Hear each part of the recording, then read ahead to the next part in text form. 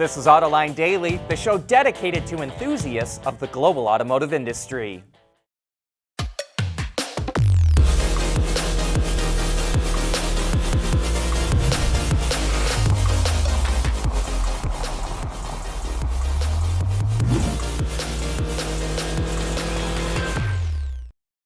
Yesterday, BorgWarner closed the deal on its acquisition of Delphi.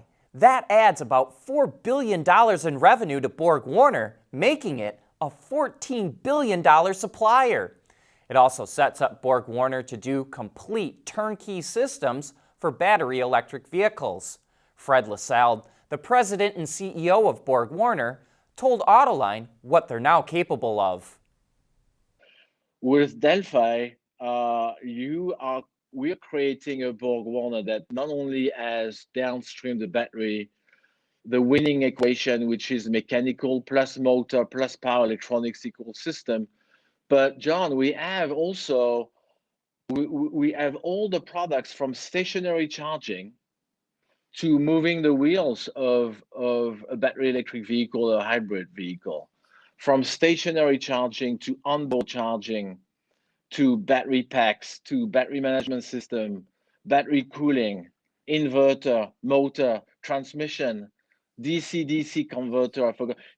Efficiency in the battery electric vehicle is going to be extremely important. We're not going to talk about fuel efficiency, but we're going to talk about efficiency. With efficiency comes range or cost. And also with efficiency, the less electrons we use to moving the wheels of this vehicle can be used for other trends like connected or autonomous driving. And we are going to be one of the only guys in the world that can fine-tune this efficiency, the mechanical efficiency, together with the motor efficiency, together with the software efficiency, all those connections, making sure that we have the right package, that we are optimizing all the design features, because we have all that under one roof. That is pretty impressive. And not many suppliers have the ability to do complete turnkey BEV systems. In fact, we're not sure that anyone else has such a complete portfolio. And by the way, BorgWarner also owns 20% of Romeo Systems, a battery startup located near Los Angeles, which claims to have the highest energy density of any battery. It plans to go public through a reverse merger and hopes to raise about $384 million. Romeo makes batteries for heavy trucks and commercial vehicles and does all of its manufacturing in the U.S. Mercedes says its break-even point before turning a profit is too high, and so it needs to cut costs. It's going to slash fixed costs and R&D by more than 20% by 2025. We wonder if that puts its Formula One efforts in jeopardy. But for the short term, AMG's links to Formula One will be ramped up next year, but we're not sure exactly what that entails.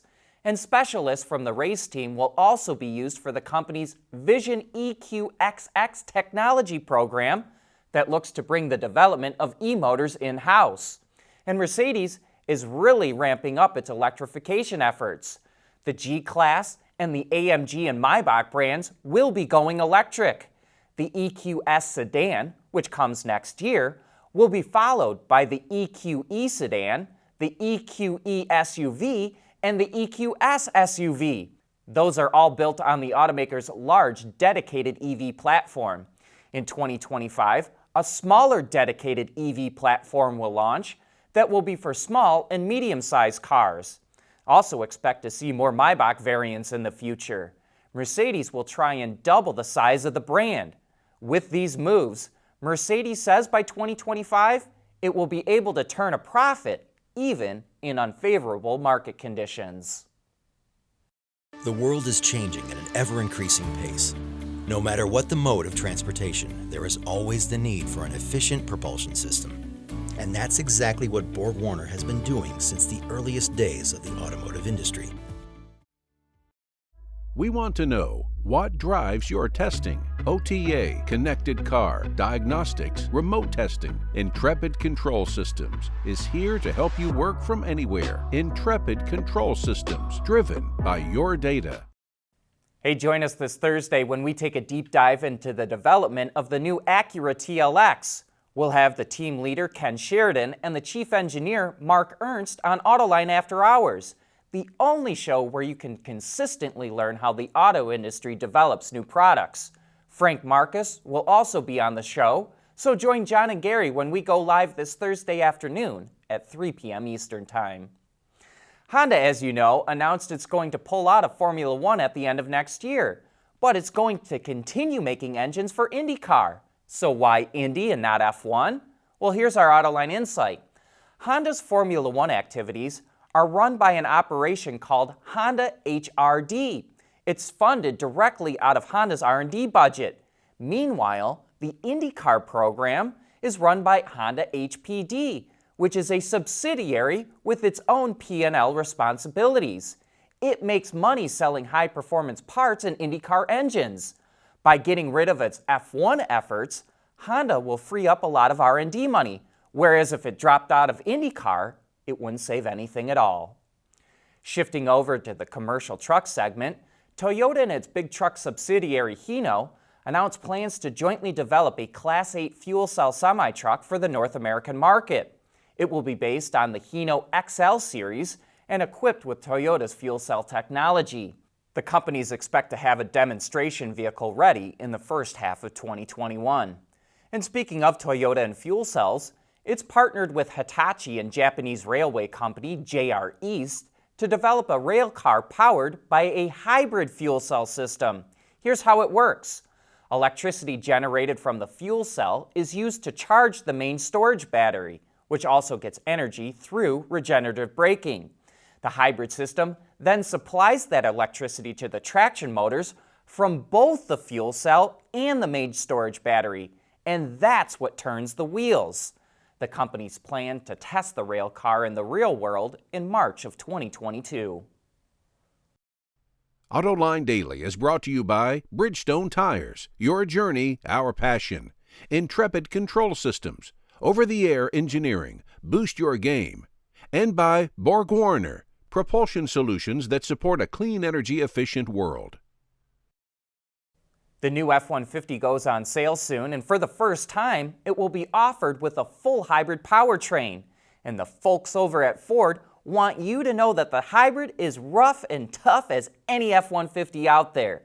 Put out this video of the hybrid going through torture tests that all F-150s endure, including towing in the desert in 100-plus degree weather, driving over harsh terrain and poor roads.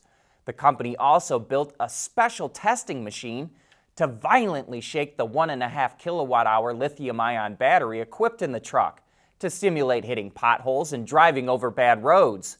Ford says 82 hours on the machine is the equivalent of 10 years of punishment. The hybrid F-150 is powered by a 3.5-liter engine that combines for 430 horsepower, 570 pound-feet of torque, and is able to tow up to 12,700 pounds. It's the most powerful powertrain in the new F-150 lineup, and it has the most torque of any F-150 ever. And speaking of Ford, the automaker has struggled to connect with buyers in China. So to help with that, Ford is opening a new design center in the country this month and will hire Chinese designers to launch vehicles with its new design language called Progressive Energy in Strength. While we don't think there's much to glean from it, Ford says this speed form it has on display at the Beijing Auto Show helps to showcase that future look. The press release talks about this cool-sounding parametric octagon scales graphic design in the grille, but foolishly, Ford didn't show it. Guess we'll have to wait for that. But that wraps up today's show. Thank you for watching.